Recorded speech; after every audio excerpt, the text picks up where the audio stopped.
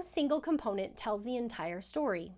And that's an important perspective to keep in mind when looking at an ISEE score report. The number on that report is not a final judgment about a student's academic potential. It is simply one data point. But here's where something interesting happens. The question parents usually ask is, what is a good ISEE score? But admissions officers are usually thinking about a slightly different question. What score range is typically competitive for schools this family is considering?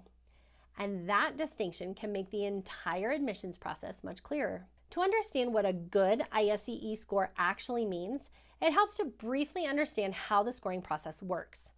Because the number that appears on your child's score report is not simply the number of questions they answered correctly. The ISEE scoring process happens in several stages. First, students receive what is called a raw score. The raw score is simply the number of questions the student answered correctly on each section of the test. If a student answers 28 questions correctly on a section, their raw score for that section is 28.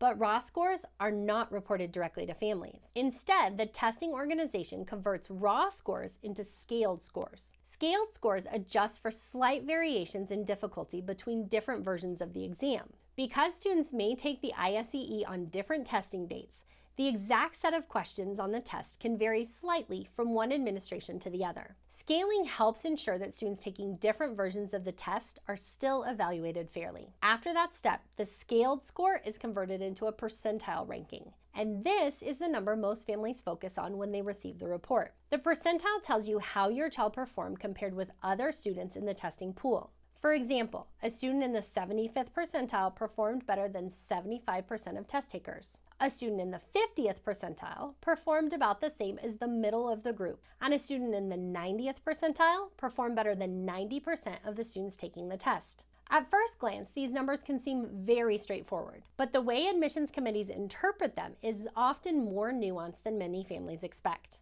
Because private schools are not simply looking for the highest score possible. They're trying to determine whether a student will feel comfortable in the academic environment of the school. That means admissions officers often look at patterns across the score report, rather than focusing on a single number. Each week, we talk about testing strategies, school selection, admissions timelines, and how families can approach the private school process with more clarity and confidence. Thank you for being here, and I'll see you in the next Admissions Insights.